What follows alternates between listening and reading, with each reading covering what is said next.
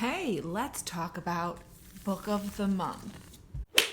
Hi, I'm Colleen Delaney. I talk about books and writing. If that sounds like stuff you're into, hit the subscribe, give this video a like, and let's get into it. Let's begin by saying, sorry I've been gone for a while. Being home in the summer with all my children really cuts into my filming time. I'm also writing a book right now, so all those things have really impacted the amount of time I'm on YouTube, but I'm back. So if you watch my wrap-ups, you know that I belong to Book of the Month. So today I thought I'd let you know what I thought of this subscription service. I'm not sponsored by Book of the Month. I'm just a regular old member. I pay my monthly bills for it. If you're not familiar with Book of the Month, which if you're watching this video, I'm sure you are because a ton of booktubers are sponsored by Book of the Month. It's a monthly book subscription service, and every month there's like 5 to 7 titles to choose from.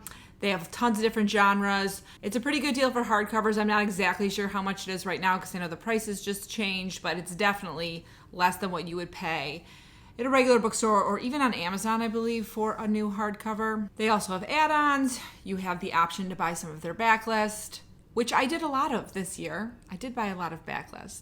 So let's just get into my year with Book of the Month, and then maybe you'll decide whether or not you want to join.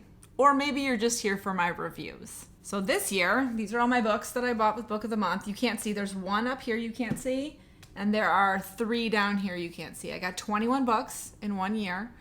I skipped 1 month only, and that month was July 2022, so the current month we're in. And I bought a lot of backlist. I personally joined Book of the Month because I wanted to read some genres outside of fantasy and romance because I found myself really just focusing on those and felt like I didn't have a great way to find out about new contemporary fiction or historical fiction since I'm not currently working in a library or in a bookstore, which is how I usually found out about all those titles.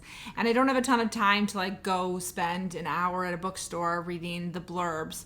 So I joined Book of the Month, and I think it did really help get me out of my genre rut. That being said, my genre breakdown is still a little fantasy heavy. So I got 6 fantasies, 4 historical fictions, 3 contemporary fictions, 2 thrillers, 2 mysteries, 2 romances, 1 magical realism, and 1 memoir. So I did a pretty good job. I definitely got out of the romance genre. I did still read a lot of fantasy, but I can't help it. I love fantasy, and Book of the Month did pick some pretty good fantasies. So while I'm ranking/reviewing these, I'm only going to give you a sentence or 2 review on these, but my rankings are as follows. The lowest ranking is not for me. These are books that were just, I am not the correct audience for. You might love them. I'm sure there's one in here that the majority of people watching this video did love that just I did not like.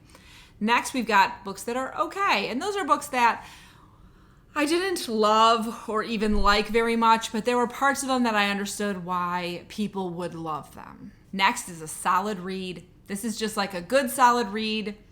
I liked it, and that was that. And then the next highest is great. And then the top is put this directly in my veins. And those are books that once I read them, I couldn't stop thinking about them for either months or a year, which is where we are right now. And so those are my cream of the crop top tier books. Okay, so we're going to start with the books that I've gotten more recently and go to the ones that are longer ago, which means beginning with Woman of Light by Colleen Fajardo-Anstine. I think is how you say her last name.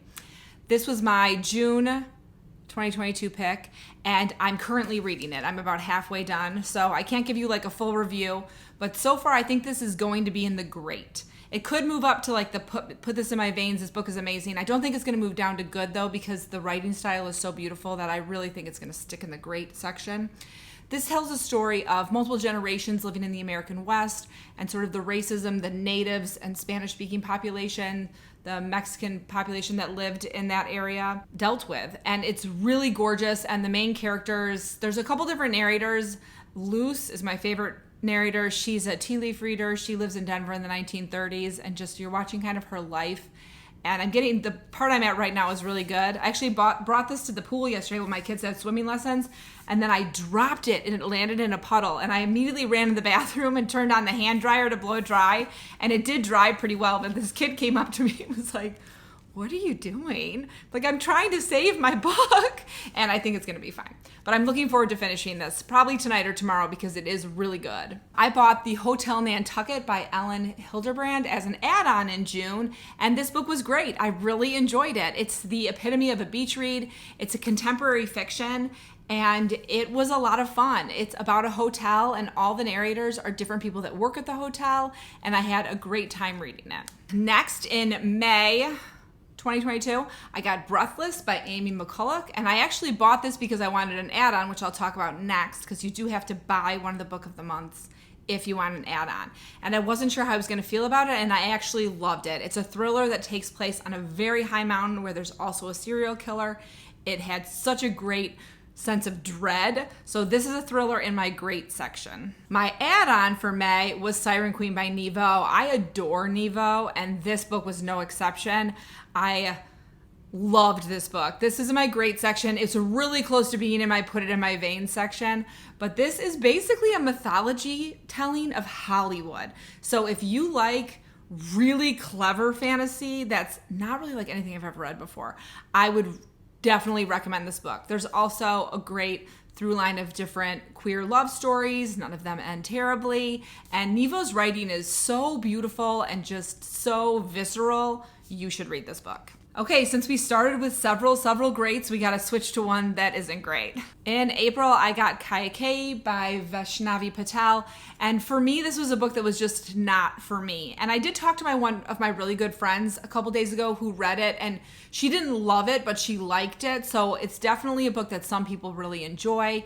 It's a retelling of a part of Hindu mythology, which I'm not going to try to pronounce, but I'll write out here, from the point of view of the character Kaikeyi, who I think in the original is like more of a villain. For me, the book was just a little poorly paced, which made me lose interest in the characters. And while I found the first probably 20% of the book very engaging, by the end of the book, I was just ready for it to be over. Okay, in March 2022, I got 3 books. I got the add-on, The Love of My Life by Rosie Walsh, which I actually haven't read yet. This is the only book of the month book I haven't read yet. When I purchased it, I did not realize that there was a cancer plotline, which is not something I currently want to read. So I don't know if I'm going to read this book or not. I'm going to hold on to it for a few more months, and then I will probably give it to someone in my neighborhood who I think will like it. Also in March, I got The Cartographers by Peng, and I found this book to be okay. This is a contemporary fantasy that has a lot to do with maps and the New York Public Library. And while I found parts of the book really fun and fast-paced and engaging, there were just a few things in here that took me out of the story, partially because I'm a librarian and partially because I'm a mom. The first was that a big part of the plot hinges on the New York Public Library not having any funding, and that's just extremely unrealistic. I know this is a fantasy, but there are so many libraries across the country you could have chosen to put this in where that would be like a realistic problem. The second is there is a huge part of this book about this baby basically traveling with this group of friends in their 20s, and if you've ever spent any time with a baby, it just doesn't make sense. But I do know a lot of people really liked this book, and I could see if you didn't have those things taking you out of the story, it being more enjoyable. The third book I got in March was The Paris Apartment by Lucy Foley, which I also found this book to be okay. I went in with really high expectations. I've never read the guest list, but I know people loved it. So when I saw The Paris Apartment, I was like, oh, I should try Lucy Foley. I've gotten more back into reading mysteries and thrillers. I'll give this one a try. It was a little too jumbled for me in terms of the different narrators, which started out fun, but by the end was a little bit blah. And then I didn't necessarily like the mystery very much, and it wasn't as much of a page turner. I feel like when you're reading a thriller or a mystery, your book should be unputdownable. You should read it in two days. And this one I think took me about a week to read because I just don't really care that much to pick it up. So because of that, I'm putting this in my okay section. In February 2022, I got The Golden Couple by Greer, Hendricks, and Sarah Pekkanen, and this book was a solid read. We're finally getting the middle of the road one. I liked it. It's a fun domestic thriller. I read it very quickly in probably about 2 days. It didn't blow me out of the water, but I really liked it, and I'll probably read another thriller by this author duo. In January 2022, I got The Magnolia Palace by Fiona Davis, which is a historical fiction. It has 2 timelines, one being in the early 1920s, the other being in, I think it was the late 60s. And we follow 2 narrators. The one in the 20s is a artist model, and the one in the 60s is a regular model. And there's this mystery that goes through about this museum that is a real museum in New York that I was not familiar with. But I found this to be like a good, solid historical fiction. It didn't really make me want to read any more by Fiona Davis, but I did enjoy this novel. It also had kind of a fun time period with 2 time periods that I feel like aren't too overdone in historical fiction. In December of 2021, I got History of Wild Places by Shea Earnshaw. This is a magical realism, and this book was great. I've seen mixed reviews on YouTube. I loved this book. I finished it. I made my husband read it immediately. It is sort of strange, though. So you do have to go into it thinking like this is magical realism. It is not contemporary fiction, and it is not fantasy. It's that in-between place where those books hang out. We start with a narrator named Travis, and he's a psychic who can find missing people, and he's tracking this author named Maggie who's been missing to try to find her, and then his narration abruptly cuts off and we jump to a different time and you're not sure exactly when you are, and we have 3 new narrators who are living in this sort of commune in the woods in the Pacific Northwest. I think this was really fun. I think if you like cults, you'd love this. So for me, it's great. In December, I got It Ends With Us by Colleen Hoover as an add-on. This book is not for me. I didn't like this book at all. Part of that is I think because it was pitched as a romance, and it's not a romance. It's like either a women's fiction or a contemporary fiction or a new adult fiction. And so that kind of disappointed me because I went into it thinking I was reading a romance. Secondly, I really didn't like any of the characters, and Colleen Hoover's writing style just really isn't for me. So yeah. Sorry, didn't like this one. Not for me, but obviously it's for hundreds of thousands of people across the world. In November, I got The Family by Naomi Krupitsky, and this was a solid read for me.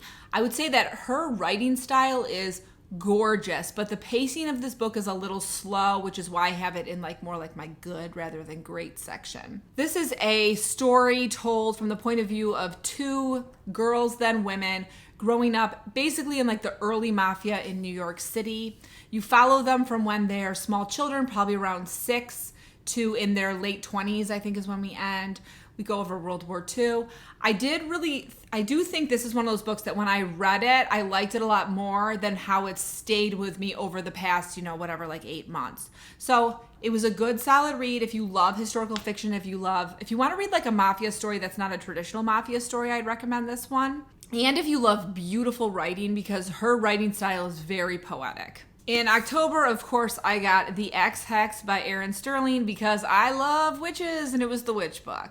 So this was actually a romance, and it was an actual romance, not a fake romance, and also a fantasy because there's witches in it. And for me, this was a solid read. There are some witchy romances I like better, and a lot of romances I like better, but I still thought this was fun. I will say this book is a great intro to romance. So if you are someone who's like, ugh, I don't read romance, but I feel like I should dip my toes, I think this is a really good one, especially if you're mainly a fantasy reader. I do think if I had read this book before I really dove deep into the romance genre, I would have liked it a little bit more.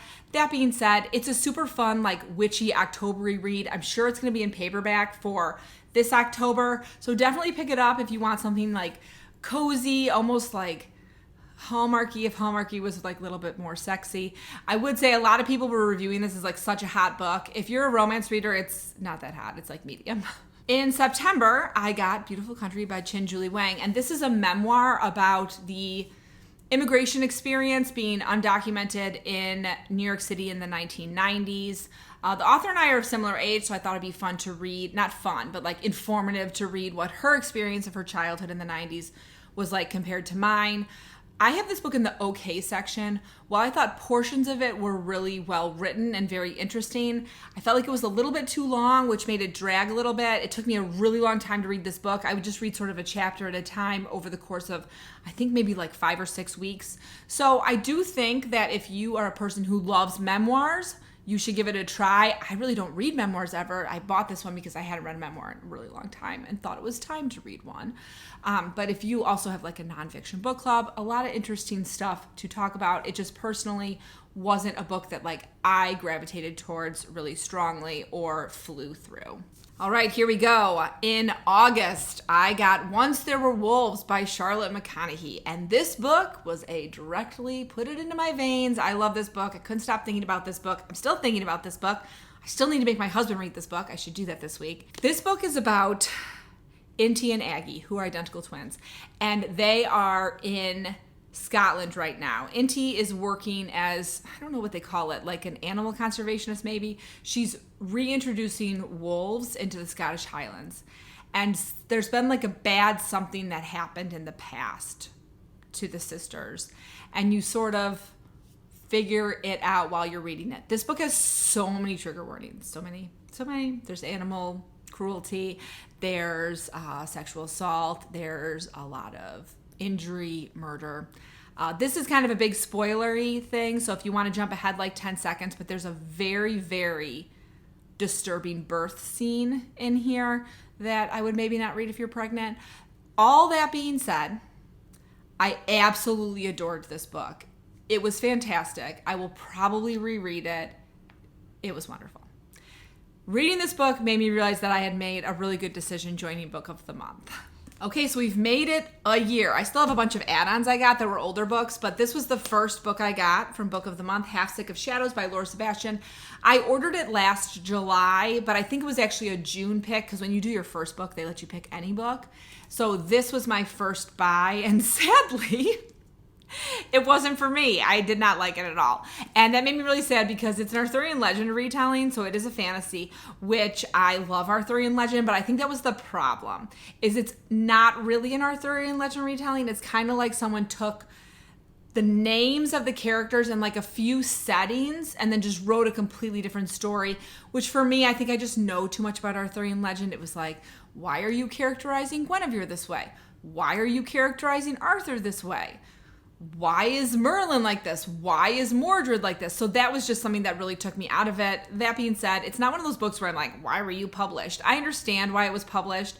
It did read very YA, but it's an adult fantasy, so that was kind of weird for me reading it, because I feel like if you put this in YA, I wouldn't have bought it because I don't really like YA fantasy, and people would have probably gravitated more to it, if that makes sense. Okay, so now we're going to get into books I bought as add-ons throughout the year that were older books. So they came out either earlier in 2021 than I joined, or from years past. So the first was Ariadne by Jennifer Saint, which came out in May of 2021. That's the nice thing about Book of the Month. They put on the back, if it's the Book of the Month and not an add-on, what month and year it is, which is helpful for people like me doing these videos. So I really loved Ariadne. I thought it was great.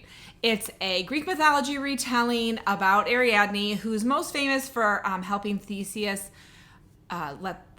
kill the Minotaur in the labyrinth, but she also is the wife of Dionysus. If you are a person who loves mythology retellings and you haven't given Ariadne a try yet, I definitely recommend it. Next, as an add-on, I don't remember exactly when, I got Arsenic and Adobo by Mia P. Manansala, and this one came out in April of 2021. And this was an extremely fun, cozy mystery that I definitely put high in the great category. Our main character is Leela, and she has just moved back home, and she's working in her aunt's restaurant. And her ex, who is also a food blogger and has written really bad things about her restaurant, walks in and dies at a table after eating their food. So she is, of course, the number one suspect in his poisoning, and she has to figure out who did it. It was super fun. I hope this series gets adapted into like a Netflix series or something, because I would totally watch it. There's more in the series that I haven't picked up yet, but I'm definitely going to this fall and winter. My next add-on throughout the year was the Book of Longings by Sue Monk Kidd, and this was Book of the Month in May 2020. And this book is a put it directly in my veins book. I definitely couldn't stop thinking about this after I read it. It's a historical fiction, sort of, but it is a story told from the point of view of Jesus' wife, Anna. And it's basically a book about what it was like to be a young Jewish woman at the turn of the millennia? I don't know how you phrase that. This book is beautiful. It's very sad. Anna has a very full, with points of joy and points of sorrow life, and you follow her for decades, which I always love those books so much. It is about the wife of Jesus, so if that's not something you want to read about, then maybe skip it, but if you're okay with that, definitely pick this book up. And lastly, the oldest book I got was Circe by Madeline Miller. And this was the book of the year in 2018. It just says book of the year at the end. It doesn't say what month it came out. And this was a put it in my veins. And more than that, this is immediately like top 5 book I've ever read. I love this book so much. So it's a mythology retelling of the character of Circe, who we know best from her time in the Odyssey, spent with Odysseus and his men, turning them into pigs and having an affair with Odysseus. And this book is the best mythology retelling I've ever read. I think it was so beautiful. I have Song of Achilles sitting like right over there on my table. I want to read it. I just feel like it's a big emotional undertaking to read one of these books, so I haven't done it yet. But if you haven't read Circe somehow, because it's been out for 4 years now, please do, because you'll love it. And it's wonderful, wonderful. And we have to end on a high note. So that's the last book I've gotten from Book of the Month. So my breakdown of ranks is actually pretty good. I had 3 books that were not for me, 3 books that were okay, 4 books that I felt like were solid reads, 6 books that were great, and 3 books that were put it directly in my veins. So definitely way more books I enjoyed than didn't, which is fantastic. My overall review of Book of the Month is that it's a great subscription service. If you like getting book mail, it's really fun. Also, if you're like me and you want to read more, whatever, historical fiction, thrillers, contemporary fiction, lit fic, anything, and you don't really have time currently to be perusing bookstores for long periods of time or talking to your librarians, then it's great because you get these like vetted books from this team of editors that these are going to be great books to read. And I really like that aspect of it. I think the team does a really good job putting the books together. The one critique I would have is that if you are a romance reader and you don't like rom-coms, this is not the romance book subscription for you because they're pretty much only rom-coms, only contemporary rom-coms. Obviously, the Ex Hex did come out, and it came out in October, which is why I think they probably picked it.